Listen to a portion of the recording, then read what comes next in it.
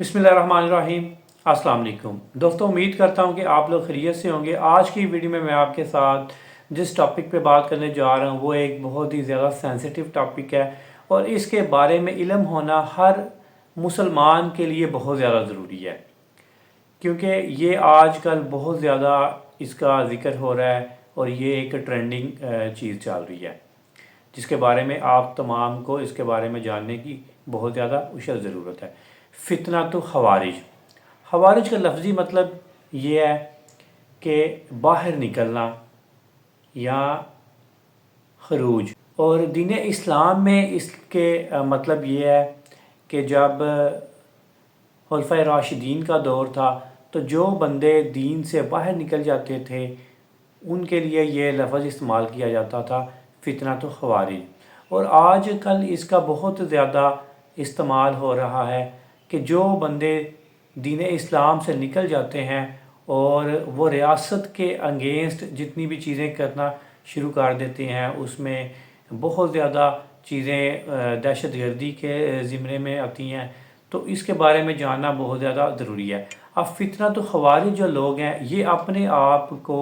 समझते हैं कि ये जो भी कर रहे हैं ये बिल्कुल ठीक कर रहे हैं, क्योंकि इनकी जो ब्रेन वॉशिंग की जाती है, जो इनके दिमाग के अंदर फीड किया जाता है, वो इनको यही किया जाता है कि आपके ऊपर जुल्म हो रहा है, ये जो जितनी भी चीज़ें हैं ये सारी आपके साथ नाइंसाफ़ियाँ हो रही हैं। हालांकि ऐसे नहीं होता।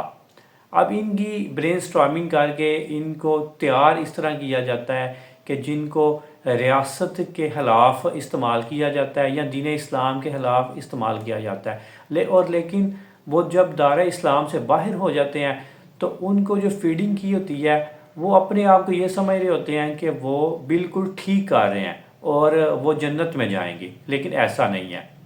जो फितना तो खवारिज लोग हैं ये दीन इस्लाम से बाहर हो जाते हैं और ये तमाम तर जितनी भी चीज़ें होती हैं वो इनके दिमाग के अंदर इस तरह फीड कर दी जाती हैं कि ये किसी बात को तस्लीम नहीं करते और ये रियासत के ख़िलाफ़ खड़े हो जाते हैं और डिफरेंट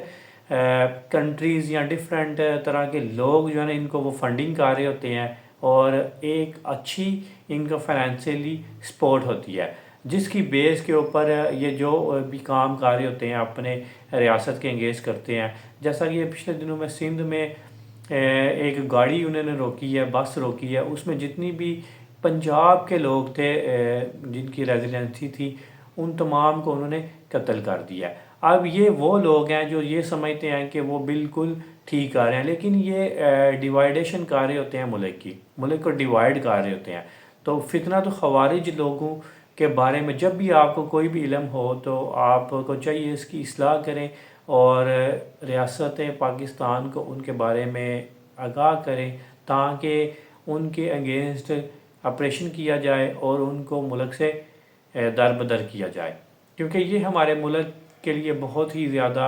नुकसानदेह हैं और जो हमें नुकसान पहुँचाते हैं और दीन इस्लाम को भी नुकसान पहुँचाते हैं। और ऐसे लोगों से हमेशा दूर रहें जो फितना तो खवारिज हैं, जो दीन इस्लाम से बाहर निकल गए हैं, क्योंकि इस्लाम कभी भी ऐसा दरस नहीं देता कि आप इंसानियत के ऊपर जुल्म करें, आप किसी मज़लूम के ऊपर जुल्म करें। हालांकि इस्लाम तो बहुत अमन पसंद इस मज़हब है,